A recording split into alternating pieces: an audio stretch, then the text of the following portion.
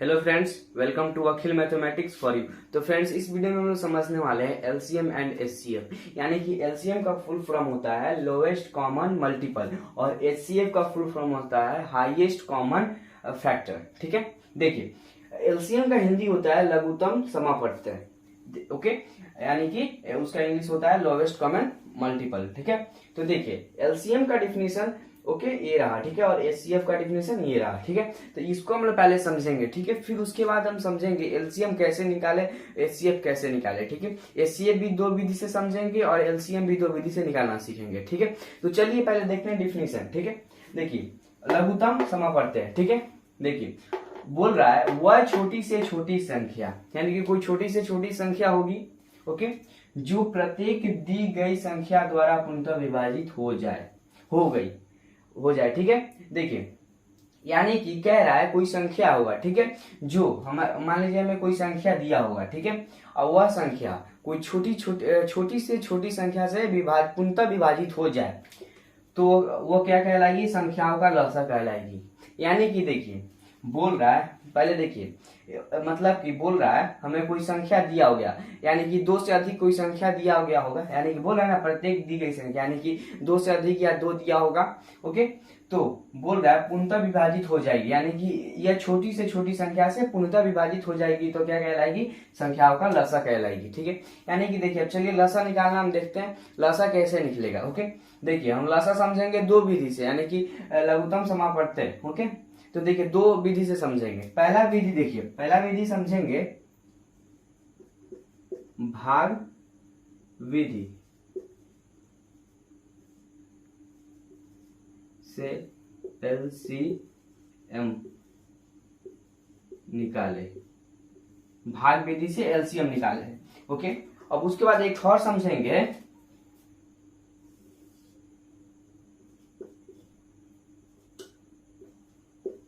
गुणनखंड विधि द्वारा, गुणनखंड विधि द्वारा समझेंगे। ठीक है, ओके, तो देखिए सबसे पहले देखते हैं भाग विधि द्वारा हम एलसीएम कैसे निकाले और गुणनखंड विधि द्वारा कैसे निकाले। तो देखिए सबसे पहले हम कोई क्वेश्चन लेते हैं। ठीक है, जैसे कि हम क्वेश्चन ले लेते हैं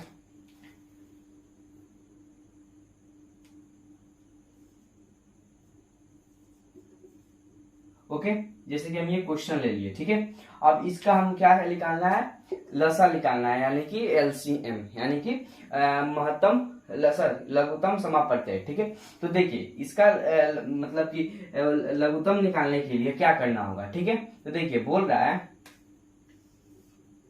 इसे किस विधि से बनाना है, भाग विधि से बनाना है। ओके, तो देखिए ऐसे हम पहले कर देंगे इसको। ठीक है, अब उसके बाद देखिए बोल रहा है वह छोटी से छोटी संख्या, यानी कि हम इसको कोई यहाँ पे सबसे पहले कोई सबसे छोटी संख्या लेंगे। ठीक है, मान लीजिए यहाँ पे कोई हम सबसे छोटी संख्या ले और ये तीनों से विभाजित हो जाए या दोनों से विभाजित हो जाए, दो या तीन से विभाजित हो जाए, बट एक संख्या से अगर यदि विभाजित होता है तो हम भाग नहीं देंगे, कम से कम दो संख्या से विभाजित होना चाहिए। ठीक है, तो देखिए हम यहाँ पे क्या लेंगे जो ये दोनों या फिर तीनों से विभाजित हो जाए। तो देखिए सबसे पहले हम मतलब दो से, एक से तो स्टार्ट नहीं करेंगे, दो से स्टार्ट करेंगे, क्योंकि एक तो सब संख्या से विभाजित हो जाएगी, तो दो से करेंगे। किससे, दो से।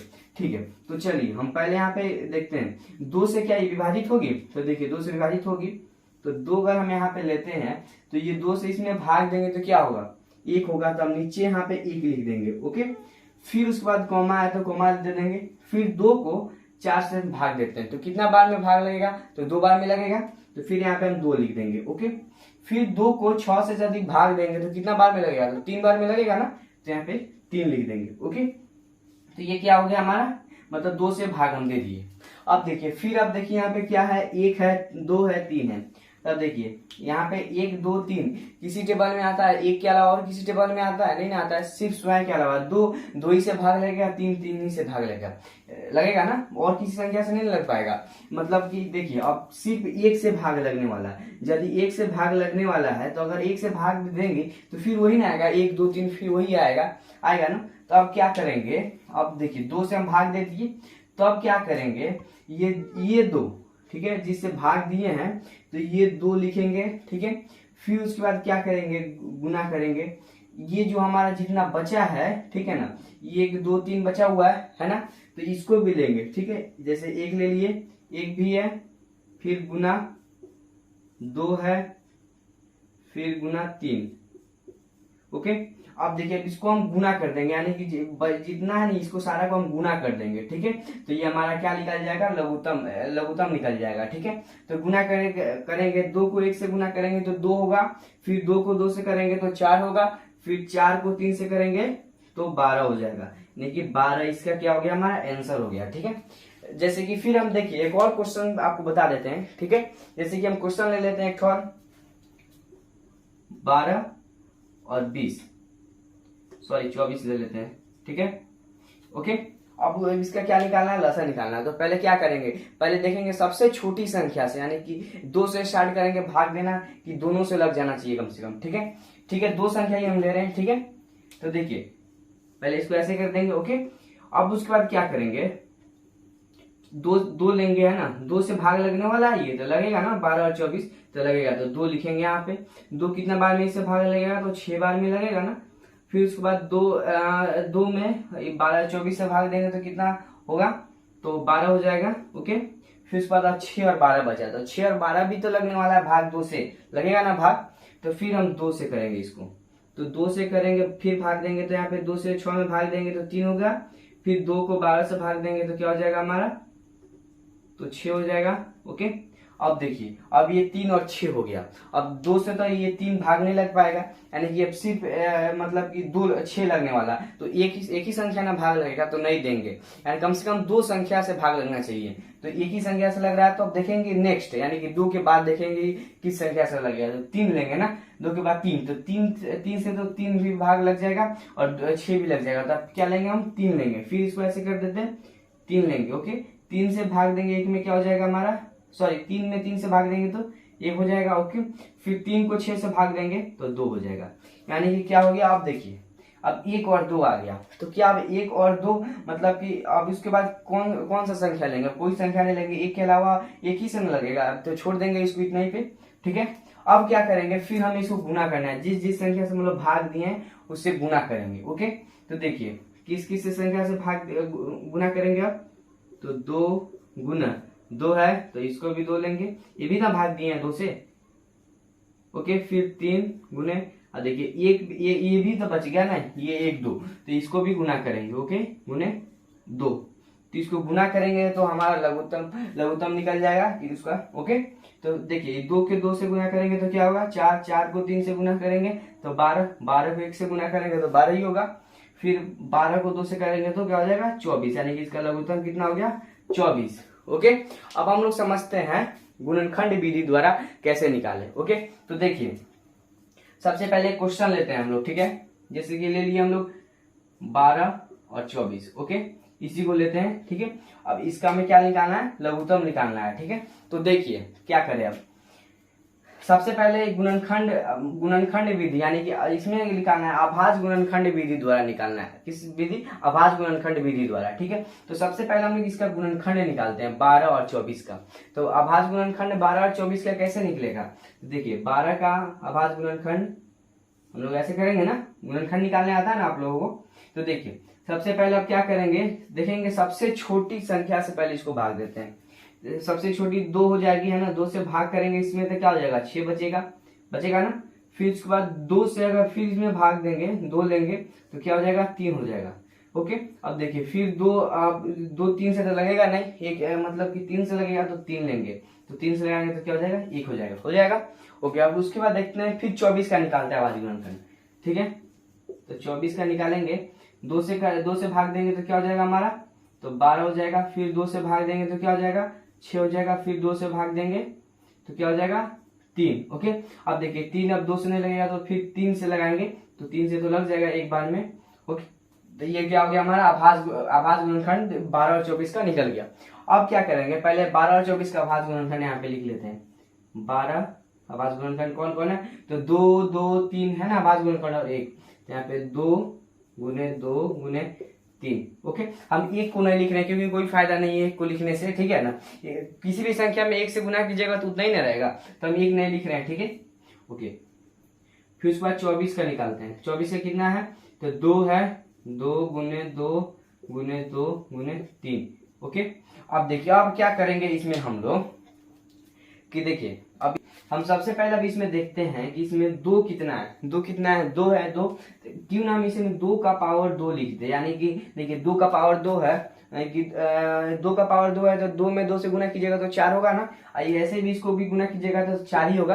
तो क्यों ना हम इसे 2 का पावर 2 लिखे, ठीक है। ऐसे लिखेंगे, फिर उसके बाद देखिए फिर गुना कर देंगे, गुना लिखेंगे। ओके, अब देखिए 3 कितना है इसमें? 3 कितना? एक ही है ना, तो 3 का पावर एक ही रहेगा, तो हम यहाँ पे 3 लिख दिए, ठीक है, यानी कि 1 लिख देते हैं। ओके ओके, अब उसके बाद फिर देखिए 24 में 2 कितना है? 3 है, यानी कि 2 का पावर कितना लिखेंगे? 3 लिखेंगे ना। ओके, और 3 कितना है? तो 1 है, तो गुना 3 का पावर 1। ओके, अब इसके बाद क्या करना होगा हमें? देखिए सबसे पहले देखते हैं इसमें 2 का, इन दोनों में 12 और 24 में किसमें ज्यादा 2 का पावर है? तो 2 का पावर 3 इसमें है, यानी कि 2 का पावर 3 है, तो 2 का पावर हम यहाँ पे 3 लिखेंगे, ठीक है।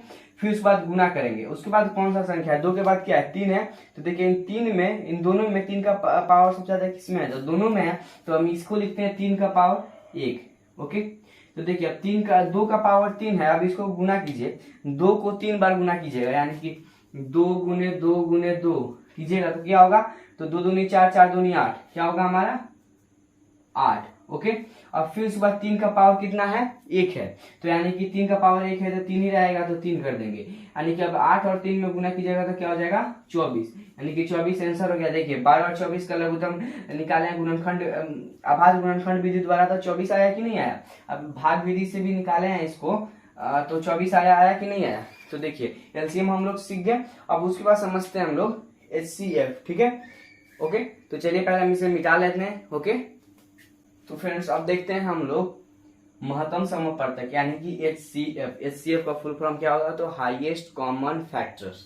ओके, तो देखिए इसका डेफिनेशन होता है 2 या 2 से अधिक संख्याओं का महत्तम समावर्तक वह बड़ी से बड़ी संख्या है जो प्रत्येक दी गई संख्या से पूर्णतः विभाजित हो जाए।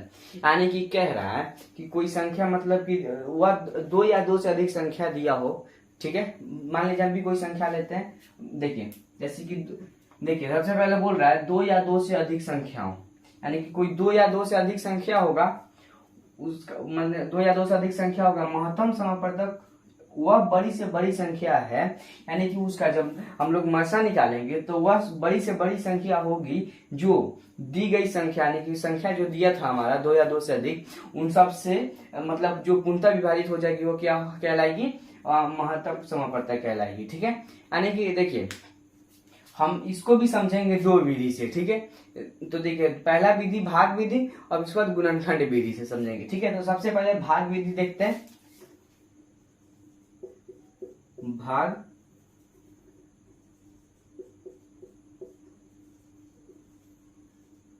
भाग विधि से एचसीएफ निकाले। ओके, फिर उसके बाद समझेंगे गुणनखंड विधि।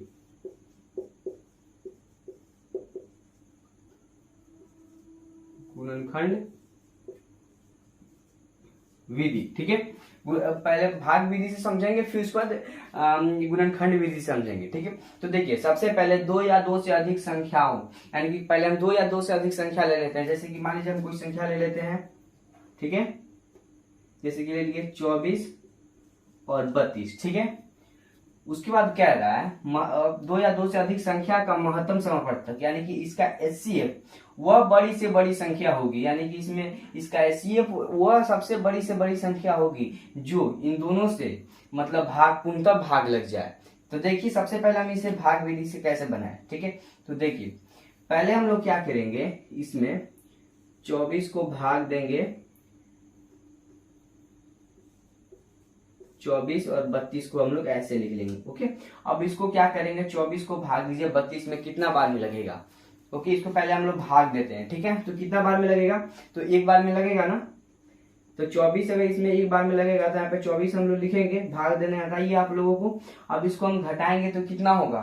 तो 8 बचेगा, 8 बचेगा ना। तो देखिए अब हमारा 8 आ गया। अब उसके बाद क्या करें, 8 बचा, अब इसको क्या करेंगे, फिर 8 को भाग दे देंगे 24 से, 8 को भाग दे देंगे 24 से, यानी कि पहले हम इसको 24 को भाग दिए 32 से, अब क्या करेंगे कि शेष जितना आया, अब 8 आया शेष, तो फिर 24 को भाग दे देंगे, ठीक है, यानी कि 8 को दे देंगे भाग 24 से, ठीक है।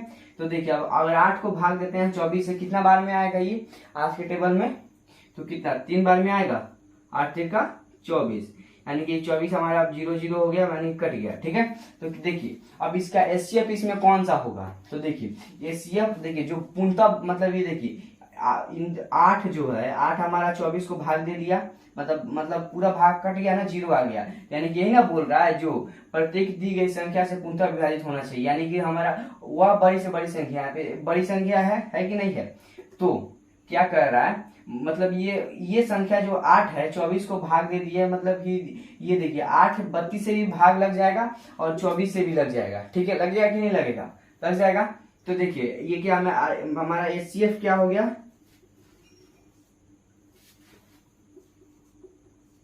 एचसीएफ क्या हो गया हमारा 8 हो गया, यानी कि 8 क्या हो गया हमारा एचसीएफ, ठीक है। देखिए और फिर उसके बाद हम समझते हैं गुणनखंड विधि से। तो देखिए सबसे पहले इसका हम आभाज्य गुणनखंड निकालेंगे, ठीक है, किसका 24 और मान लीजिए क्वेश्चन ले लेते हैं 24 और 32, इसी क्वेश्चन को हम ले लेते हैं, ठीक है। अब देखिए पहले 24 का अभाज्य गुणनखंड निकालते हैं और 32 का अभाज्य गुणनखंड निकालते हैं, ठीक है। तो देखिए 24 का अभाज्य गुणनखंड कैसे निकालेंगे, तो देखिए पहले अब हम देखेंगे दो से, एक से तो मतलब करेंगे नहीं, क्योंकि एक तो सब संख्या से भाग लग जाती है, तो 2 से लेंगे, अगर 2 से भाग लग रही है तो कितना बार में लग रही है, तो मतलब 2 को अगर भाग देंगे 24 से तो कितना होगा 12, ठीक है। फिर 12 आया, 12 कितना बार में लग जाएगा, 2 से तो 6 बार में लगेगा ना, फिर उसके बाद 2 से लगेगा तो लगेगा तो 3 बार 3 आएगा, ओके। अब देखिए अब 3 कितना बार में लगेगा, 3 को अगर देते हैं तो 1 आ जाएगा, यानी कि हालांकि मुझे ये नहीं लिखना चाहिए था, ये है ना, इसको इतने ही पे छोड़ देंगे, ठीक है। अब जब 3 को भाग देंगे, अगर किसी भी संख्या मतलब यहाँ पे 3 अगर हम लिख ही रहे हैं तो 1 आएगा, तो कोई फायदा, 3 तो हमारा ऐसे भी आ जाता, लेकिन बट हम ऐसे लिख दे रहे हैं, ठीक है। फिर उसके बाद क्या 32 का अभाज्य गुणनखंड निकालते हैं, ठीक है। तो देखिए फिर सबसे पहले देखेंगे 2 से भाग लग रहा है तो लगाएंगे, ठीक है, लगेगा तो कितना हो जाएगा 16 हो जाएगा, ठीक है। फिर 2 से लगेगा तो लगाएंगे तो क्या हो जाएगा हमारा 8, फिर 2 से लगाते हैं लग जाएगा तो 4 हो जाएगा, फिर 2 से लगा रहे हैं तो क्या हो जाएगा 2, फिर अगर 2 से लगाते हैं तो 1 हो गया, ठीक है। आप देखिए अब यहाँ पे क्या करते हैं 24 और 32 का दोनों का गुणनखंड लिख लेते हैं, आभाज्य गुणनखंड लिख लेते हैं, ओके। 24 का आभाज्य गुणनखंड क्या क्या आया है, तो 2, ओके, गुने 2 गुने 2 गुने 3, क्या क्या हमारा आभाज्य गुणनखंड, 1 तो नहीं लिखेंगे क्योंकि किसी भी संख्या में 1 से गुना करने पे 1 उतना ही होगा, ओके। उसके बाद फिर 32 लेते हैं, 32 का आभाज्य गुणनखंड क्या क्या आया, तो 2 गुने 2 कितना 2 है 5, ओके। अब देखिए अब क्या करेंगे हम लोग इसमें से, अब देखिए 24 और 32 का हम लोग अभाज्य गुणनखंड निकाल लिए।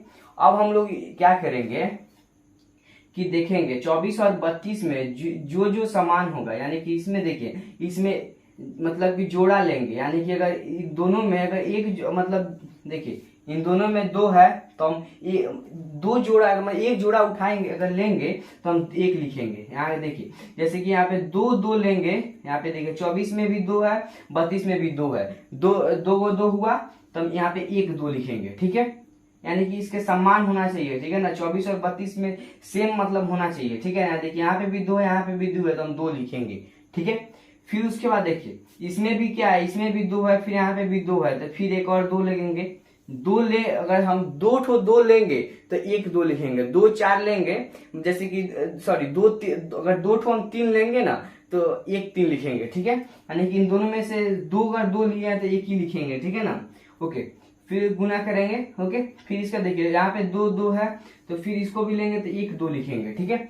अब देखिए यहाँ पे 3 है, यहाँ पे कोई 3 नहीं है तो हम क्या 3 तो नहीं लिखेंगे, क्योंकि यहाँ पे हम 2, यहाँ पे अगर यहाँ पे भी 3 अगर रहता तो हम यहाँ पे 3 लिखते, ठीक है, लेकिन यहाँ पे एक ही 3 है तो इससे हम लोग नहीं लेंगे, यानी कि ये जोड़ा नहीं है इसका, ठीक है।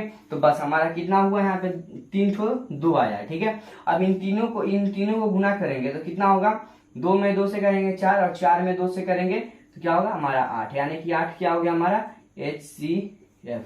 देखिए इसका भी एचसीएफ 8 आया था, इसका भी एचसीएफ 8 आया, लेकिन देखिए भाग विधि से भी हम लोग समझ लिए और गुणनखंड विधि से भी समझ लिए, ठीक है।